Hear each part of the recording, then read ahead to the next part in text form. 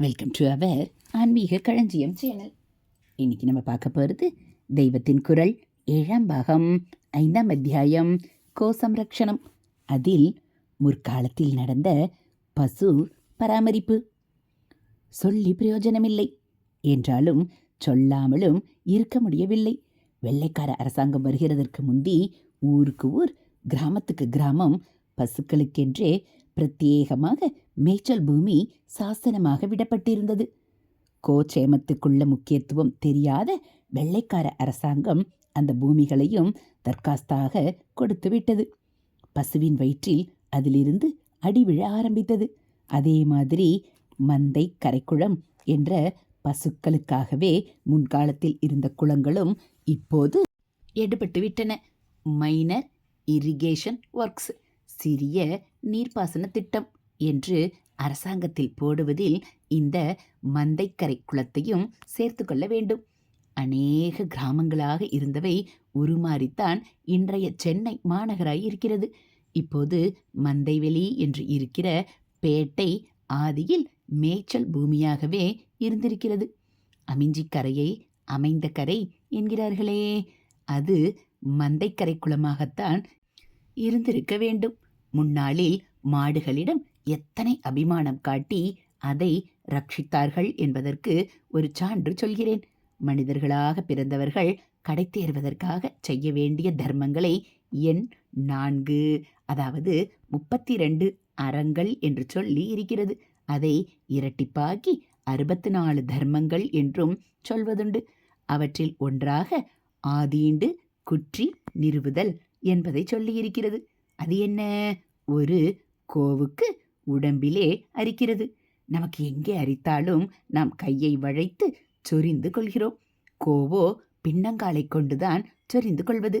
அப்போது சில இடங்களில் அரித்தால் அதற்கு சரியாக சொரிந்து கொள்ள வராது. அந்த மாதிரி ஏற்படும்போது அது அரிப்படிக்கிற பாகத்தை நேரே வைத்து தேய்த்து சொரிந்து கொள்வதற்கு வாகாக கல்லை நட்டு வைப்பதுதான் ஆதீண்டு குற்றி நிறுவுதல். ஆங்காங்கே இந்த மாதிரி நட்டு வைத்தார்கள். அந்த வழியில் போகிற மாடுகள் அவற்றில் சொரிந்து கொண்டு தினவு தீர்ந்தன. இப்படி சின்ன விஷயங்களை கூட பரம தர்மமாக நினைத்து கோவுக்கு செய்த தேசத்தில் நாம் அதை எலும்பும் கூடுமாக்குகிறோம். வதையாவதற்கு விடுகிறோம் என்றால் அது நமக்கு பெரிய அபக்கியாதி.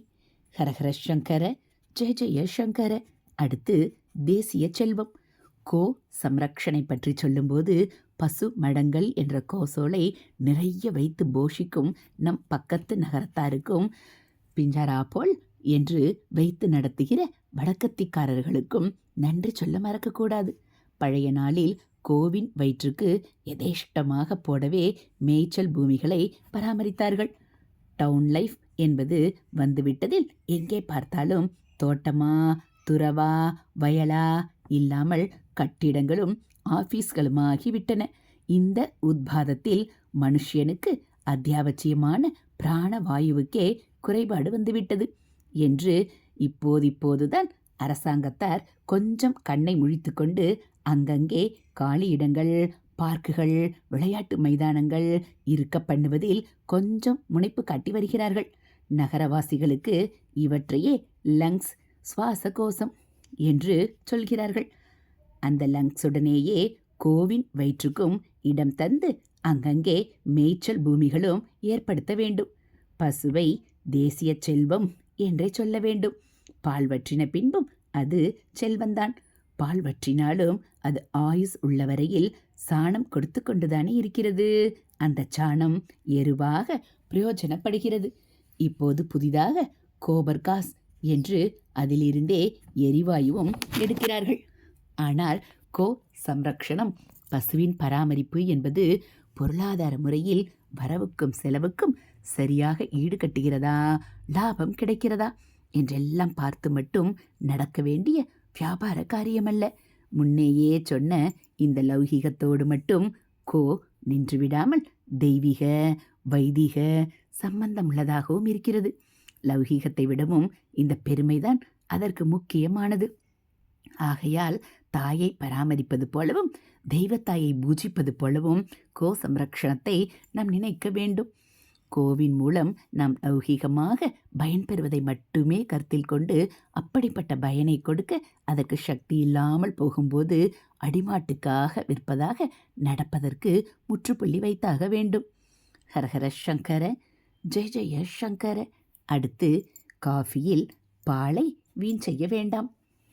கோவிடமிருந்து நாம் பயன்பெறும் விஷயமாகவும் ஒன்று சொல்ல வேண்டும். உண்மையான பயன் அது தரும் திரவியங்களை வைதீக யஜ்யங்களிலும் தெய்வ காரியங்களிலும் உபயோகப்படுத்திக் கொள்வதும் அதன் பால், தயிர் முதலானவற்றை நாம் சாப்பிட்டு ஆரோக்கிய விருத்தி பெறுவதும் தான். ஆனால் துர்பாகியவசமாக நடப்பது என்னவென்றால், ஆரோக்கியத்திற்கு ஹானியான காஃபிக்குத்தான் இப்போது பாலில் பெரும்பகுதி போகிறது. அமிர்துல்யமான பாலை உடம்பு, மனஸ் இரண்டையும் கெடுக்கும் விஷ வகையான கஃபைன் சேர்ந்த டிகாஷனோடு சேர்த்து வீணடிக்கிறோம். பசு ரக்ஷணம் போலவே ஆத்ம ரக்ஷணத்திலும் ஜனங்கள் கவனம் செலுத்தி காஃபி குடிக்கிற கெட்ட பழக்கத்திலிருந்து தங்களை விடுவித்து கொள்ள வேண்டும்.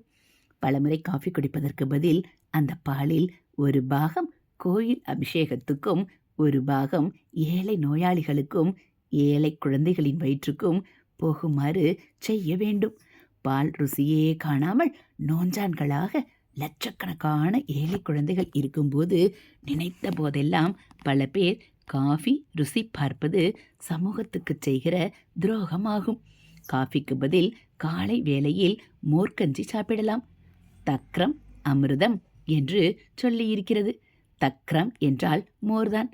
ஒரு பங்கு பாலிலிருந்து அதைப்போல் 2-3 பங்கு மோர் பெறலாமாதலால் இது சிக்கனத்துக்கும் உதவுவதாக இருக்கிறது.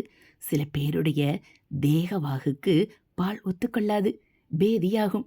அப்படிப்பட்டவர்களுக்கும் ஏற்றதாக கோமாதா அந்த பாலிலிருந்தே இந்த மோரை அருள்கிறார். கொழுப்புச்சத்து சேரக்கூடாத ரோகங்களுக்கு ஆளாகிறவர்களும் வெண்ணெய் கடைந்து எடுத்துவிட்ட மோர் சேர்த்து கொள்ளலாம். ஹரஹர சங்கர, ஜெய ஜெய சங்கர. அடுத்து, நெய் தீபம். யஜ்ஞம் குறைந்து போனதால் அதற்கு நெய் செலவிடவும் இப்போது வாய்ப்பு குறைந்துவிட்டது. ஆனாலும் தெய்வ காரியங்கள் இப்போதும் அகத்து பூஜை, கோயில் பூஜை, மாடாலயங்களில் பூஜை என்ற ரூபத்தில் நடந்து வருவதால் நெய் தீபம் ஏற்றும் வழக்கத்தை ஏற்படுத்தி கொள்ளலாம்.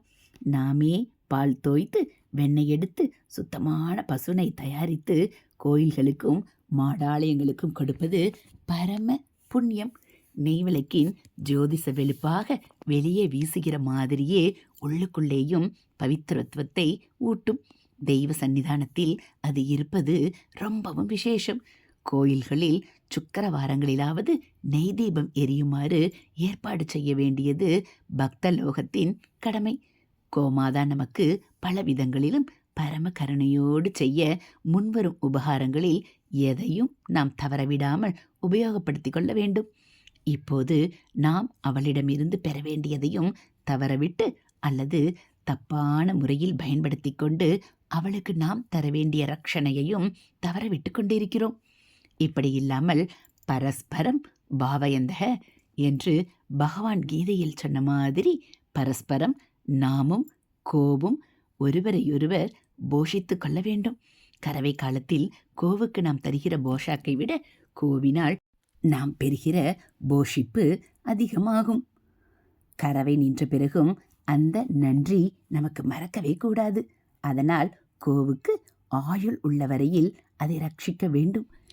கறவை மாடுகளுக்கு மட்டுமில்லாமல் மறுத்து போனவற்றுக்கும் பாதுகாப்பு தர இப்போது எங்கேயோ சில இடங்களில் மட்டுமுள்ள கோசாலைகளும் பசுமடங்களும் பிஜ்ராபோல்களும் பல மடங்கு விருத்தியாக வேண்டும். இதற்காக செய்கிற செலவு முழுதும் புண்ணிய வரவே ஆகுமாதலால் அனைவரும் தயங்காமல் தங்கள் பொருளையும் பொருளோடு உழைப்பு, கவனிப்பு ஆகியவற்றையும் இதற்காக தாராளமாக கொடுக்க முன்வர வேண்டும். இந்த தேசத்தின் புராதனமான கலாச்சாரத்தில் ஊறி வந்துள்ள கோரக்ஷண தர்மம் நம் இரத்தத்தில் பேச வேண்டும். அப்படி பேசி ஒரு பசு கன்றுக்கு ஊட்டி கொடுப்பதற்கு எப்படி துடித்து கொண்டு போகிறதோ அந்த துடிப்புடன் நாம் கோ சம்ரக்ஷணையில் முனைய வேண்டும். ஹரஹர சங்கர, ஜெய ஜெய சங்கர. அடுத்து பசுவதை தடை சட்டம். மக்கள், அரசாங்கம் ஆகிய இருவரும் பேணி காக்க வேண்டிய கோ சம்ரக்ஷண தர்மத்தில் மக்கள் செய்வதற்கு பெரிய பக்கபலமாக அரசாங்கம் முக்கியமாக செய்ய வேண்டியது கோவதையை தடுத்து சட்டம் செய்வதாகும். அரசாங்கம் சட்டம் செய்வதற்கும் மக்களின் அயராத தூண்டுதல்தான் வழிவகுக்கும். சட்டத்தின் பலவந்தத்துக்கு பயந்துதான் கோவதை நிற்க வேண்டும் என்றில்லாமல் அதற்கு இந்த தேசத்தில் உள்ள சகல இன மக்களும் மனமொப்பி ஆதரவு தருமாறு வெகுவாக பிரச்சாரம் செய்ய வேண்டும். மாற்று அபிப்பிராயமுள்ளவர்களிடமும் கோபப்படாமல் சாந்தமாகவும் அன்புடனும் விடாமல் எடுத்து சொல்ல வேண்டும். முகலாய அரசர்களான அக்பரும் ஷாஜஹானும் மிக சமீப காலத்திலேயே ஆப்கானிஸ்தானின் அமீரும் பசு சம்ரக்ஷணையின் அவசியத்தை உணர்ந்து அதற்கான சட்டங்களை செய்திருக்கிறார்கள் என்பது குறிப்பிடத்தக்கது. ஆகவே நாம் உரிய முறைப்படி எடுத்துச் சொன்னால் இந்த தேசத்தின் சகல பிரிவுகளையும் சேர்ந்த பிரஜைகள் எல்லோருமே நமக்கு ஆதரவு தருவார்கள் என்பதே என் நம்பிக்கை. அரசாங்கமும் எந்த ஒரு பிரிவினருக்கும் விரோதமாக சட்டம் செய்வதற்கில்லை என்ற காரணத்துக்காக இந்த உத்தமமான காரியத்தை பண்ணாமல் இருக்கும் நிலை மாறி சட்டப்பூர்வமான ரட்சணை கிடைக்கும். அவசியமான சிலவற்றை அழிக்காமல் காப்பளிப்பதற்கு சட்டம் செய்தால்தான் முடிகிறது என்பதால் அரசாங்கம் அப்படியே செய்கிறது. குரூரமான வனவிலங்குகள் கூட அழிந்து போய்விடக்கூடாது என்று சட்டப்பூர்வமாக காப்பு தரப்பட்டிருக்கிறது. சந்தன மரத்துக்கு அப்படி காப்பு இருப்பது எல்லோருக்கும் தெரிந்ததே. ஆனால் தெரியாத ஒன்று சொல்கிறேன். இழுப்பை மரம் அப்படிப்பட்ட உயர்ந்த வஸ்துவா என்று தோன்றக்கூடும். ஆனால் வங்கம், பீகார் எல்லையிலுள்ள சாந்தால் பர்கனாவைச் சேர்ந்த ஆதிவாசிகளுக்கு இழுப்பை மரம்தான் முக்கியமான உணவை அளித்து வந்தது. அதனால் அதை இஷ்டப்படி வெட்டி சாய்க்கக்கூடாது என்று சட்டமே இருந்தது. எனவே லௌகிக திருஷ்டி, வைதிக திருஷ்டி என்று எப்படி பார்த்தாலும் மிகவும் உயர்வு பொருந்திய கோவை வதைக்கக்கூடாது என்று சட்டம் செய்வதற்கு மிகவும் நியாயம் உள்ளது. அது மிகவும் அவசியமானது. இன வேறுபாடு இல்லாமல் எல்லா பெருமக்களும் அப்படிப்பட்ட சட்டம் இயற்றுவதற்கு ஆதரவு திரட்டி தந்து அரசாங்கத்தை செயற்பட வைக்க வேண்டும். தொன்று தொட்டு பசுவும் அதனுடன் இணைந்துள்ள புனிதமான எண்ணங்களும் தத்துவங்களும் நம்முடைய கலாச்சாரத்திற்கென்றே ஏற்பட்ட பல சீரிய அம்சங்களை உருவாக்கி இருப்பதால் வேறெதற்கும் இல்லாத தனியானதொரு ஸ்தானத்தை பசுவுக்கு தந்து அது என்றென்றும் போஷாக்குடன் இருக்க செய்ய வேண்டும். கோ சம்ரக்ஷணம் பரம தர்மம், பரம புண்ணியம். பசுவின் சேமம் நாட்டுக்கே சேமம் தரும். அதை சம்ரட்சித்தால் தன்னால் லோகத்தில் பாபம் குறையும், சாந்தி பெருகும். அதற்கு ஹிம்சை நடந்தால் லோகம் முழுவதற்குமே கஷ்டம்தான் உண்டாகும். லோகம் தர்மத்தில் நிலை நிற்பதற்கு கோ சம்ரக்ஷணம் அவசியம். சாஸ்திர வசனப்படி தர்ம தேவதையே தபஸ், சௌசம், தூய்மை, தயை, சத்தியம் என்ற 4 கால்களுடைய ஒரு ரிஷபமாகத்தான் இருக்கிறது. அந்த தர்ம காளையுடையனையே கோமாதாவும் இருப்பதாகவும் தர்மத்தையே பாழாக சுருக்கிற தர்மதுகாவாக அப்பசுத்தாய் இருப்பதாகவும் அந்த ஜோடியை கலிப்புருஷன் ஹிம்சித்ததாலேயே இந்த யுகம் இப்படி சீர்குலைந்து இருக்கிறதென்றும் பாகவதத்தில் இருக்கிறது. ஆகையினால் கலிதோஷம் நீங்கி தர்மம் தலையெடுப்பதற்கு செய்ய வேண்டியவற்றில் கோ ரக்ஷணம் முக்கியமான ஒன்றாகும். அதிலே நாம் தவறினோம் என்ற பெரிய களங்கம் ஏற்படாமல் நமக்கு கோபால கிருஷ்ண சுவாமி அனுகிரகிக்க வேண்டும். மகாபாரதத்தில் ஆணுசாசனிக பர்வத்தில் பீஷ்மர் சகல தர்மங்களையும் தர்மபுத்திரருக்கு உபதேசிக்கும் போது கோ சம்ரக்ஷணத்தையும் சொல்லி கோ மகிமையை எடுத்து கூறுகிறார். நகுச மகாராஜனுக்கு சயனவனர் என்ற மகரிஷியை விலை கொடுத்து வாங்கும்படியாக ஒரு சந்தர்ப்பம், நிர்பந்தம் ஏற்படுகிறது. மூவுலகும் அடங்கும் தன் திரைலோகிய ராஜ்யம் முழுவதையும் விலை கொடுத்தாலும் அந்த உத்தம ரிஷிக்கு ஈடாகாதே, எதை தருவது என்று புரியாமல் அவன் தவிக்கிறான். அப்போது பசுவின் வயிற்றில் பிறந்த ஒரு ரிஷி அவனிடம் வந்து ஒரு பசுவை அவருக்கு விலையாக தந்தால் போதுமானது என்கிறார். அவர் சொன்னதை சயவனரும் மனசார ஒப்புக்கொண்டு, கோவுக்கு ஈடான எந்த இன்னொரு செல்வமும் நான் காணவில்லை. கோபிஸ்துல்யம் ந பச்யாமி தனம் கிஞ்சித் என்று சொல்கிறார். அப்படியே நகுச மகாராஜாவும் கோவை கொடுத்து அவரை வாங்கி அப்புறம் அவரை சுதந்திரமாக விட்டு விடுகிறான். கோதானத்துக்கு மிஞ்சி ஒரு புண்ணியமும் இல்லை. பாப பரிகாரத்துக்கு அதுவே பெரிய மருந்து. தானம் வாங்குபவர் அதை நன்றாக சம்ரட்சித்து வைத்து கொள்ளக்கூடியவர்தான் என்று நிச்சயப்படுத்தி கொண்டே கோதானம் செய்ய வேண்டும்.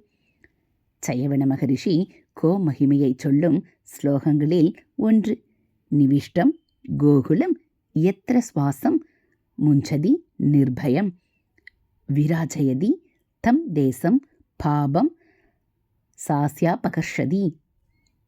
என்ன அர்த்தம் என்றால், எந்த தேசத்தில் பசுக்கள் தங்களுக்கு ஹிம்சை நேருமோ என்று பயப்படாமல் கோகுலங்களில் நிம்மதியாக மூச்சு விட்டு கொண்டிருக்கின்றனவோ அந்த தேசமே எல்லா பாபங்களும் விலகப் பெற்று பிரகாசமாக விளங்கும். நம்முடைய பாரத தேசம் அப்படி ஆவதற்கு, அதை அந்த மாதிரி ஆக்குகிற மனப்பான்மையையும் செயற்பான்மையையும் நாம் பெறுவதற்கு கோவை கண்ணாக பேணிய கண்ணன் அருள் புரிவானாக. ஹரஹர சங்கர, ஜெய ஜெய சங்கர. இதோடு 7ஆம் பாகத்தில் 5ஆம் அத்தியாயம் நிறைவு பெற்றது. நாளை 6ஆம் அத்தியாயத்தை பார்க்கலாம். ஹரஹர சங்கர, ஜெய ஜெய சங்கர. இதுபோல் தெய்வத்தின் குரல் பகுதிகளை நீங்கள் தினந்தோறும் கேட்கணும் அப்படின்னா மறக்காமல் நம்ம சேனலை சப்ஸ்கிரைப் பண்ணுங்கள். கூடவே பெல்லைக்கானை கிளிக் பண்ணி ஆளுங்கிற பட்டனையும் அழுத்திடுங்க. நம்ம சேனலில் வரக்கூடிய தெய்வத்தின் குரல் பகுதிகள், மகாபிரிவ மகிமை, மகாபிரிவ அருள்வாக்கு, ஆன்மீக தகவல்கள் எல்லாம் உங்களுக்கு பிடிச்சிருந்தால் ஒரு லைக்கும் கமெண்ட்டும் கொடுத்து உங்களுக்கு தெரிஞ்சவங்களுக்கும் ஷேர் பண்ணுங்கள். ஹரஹர சங்கர, ஜெய ஜெய சங்கர. ஹரஹர சங்கர, ஜெய ஜெய சங்கர. மகாபிரிவாச்சரணம்.